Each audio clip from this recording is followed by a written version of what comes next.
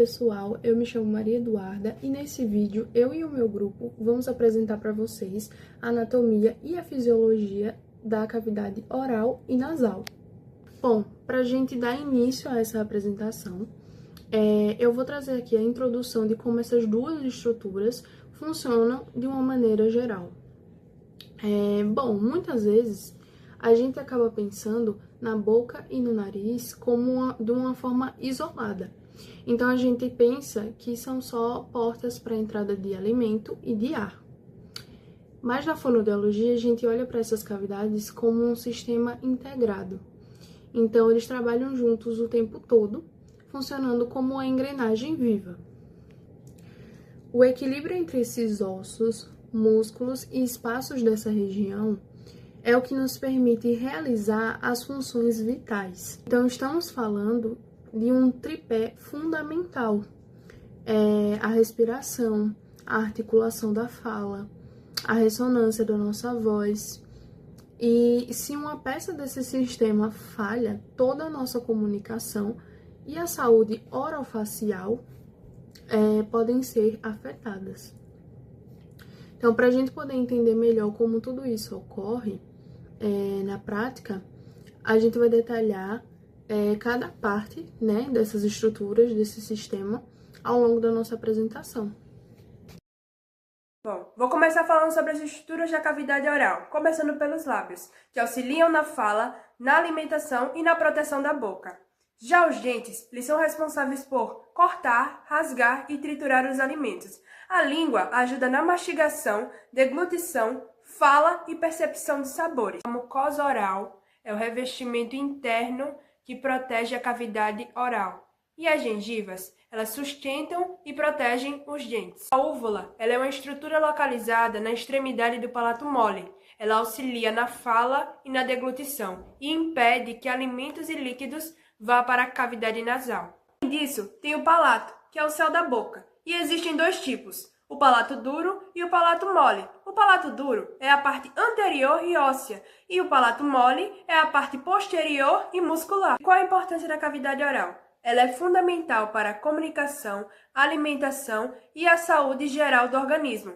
Além disso, tem as suas funções principais, que é a mastigação, respiração, fala, percepção de sabores e deglutição. E as glândulas salivares, que elas produzem saliva, umedecem os alimentos e auxiliam na digestão. Você sabe o que acontece lá dentro quando respira?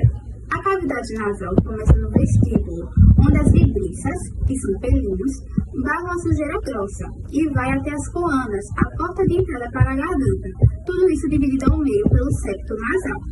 Nas paredes laterais temos 3 dobras ósseas, as conchas nasais. Elas funcionam como um labirinto, fazendo o ar girar em alta velocidade pelos meatos, os canais abaixo dela. Esse redemoinho força o ar a bater na mucosa e nos cílios microscópicos, que filtram o restante das impurezas. Na verdade, essa mucosa é um ar-condicionado biológico que traz 3 coisas vitais. Filtra, os cílios varrem os vírus e as bactérias presas no muco em direção ao estômago. Aquece. Uma rede intensa de vasos sanguíneos funciona como um radiador, aquecendo o ar frio. Umidifica, protege seus pulmões contra o ressecamento. E tem mais, no teto do nariz fica a mucosa olfatória, cheia de neurônios que captam cheiros. A cavidade também se conecta aos seios paranasais, que clareiam o peso do crânio e dão ressonância à voz.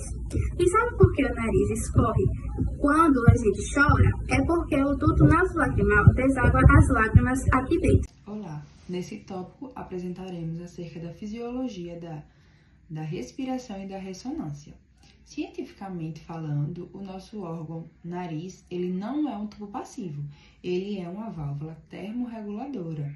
E através dos ossos que possuem na região do nariz, chamado conchas nasais. O que acontece através disso? Ele é responsável por filtrar, aquecer e umidificar o ar. E aí, a partir desse processo, na sua função, ele entrega o ar aos pulmões perfeitamente condicionado. E o que acontece quando, por exemplo, o paciente substitui a respiração nasal pela respiração oral?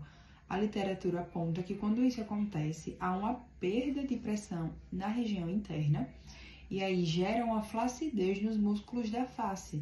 E essa flacidez nos músculos da face pode gerar aí alterações estruturais como o palato ogival.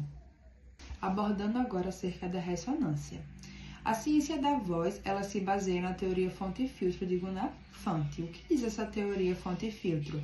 Que a laringe, ela é a fonte, ou seja, ela é responsável por produzir o som bruto. E as cavidades orais e nasal, elas funcionam aí como caixas acústicas responsáveis por amplificar o som. E o grande maestro nessa ressonância é o palato mole. Para os sons orais, o que acontece com o palato mole? Ele se eleva, vedando o nariz para ser produzidos sons orais. E quando são produzidos os sons nasais, ele se abaixa e permite que o som ecoe pelas fossas nasais, como o exemplo da letra M e da letra P, quando produzido o som da letra M, que é um som nasal. M. Então, quando isso acontece na ressonância, que por se tratar de um som nasal, o palato a ele abaixa e permite que esse som ecoe pelas nossas fossas nasais. Encerrando acerca da fisiologia da respiração e da ressonância, o que acontece?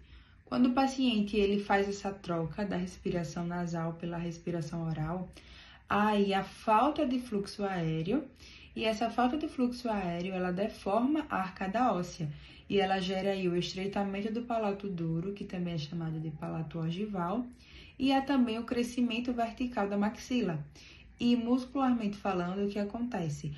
Ocorre aí a hipotonia do músculo levantador do véu palatino.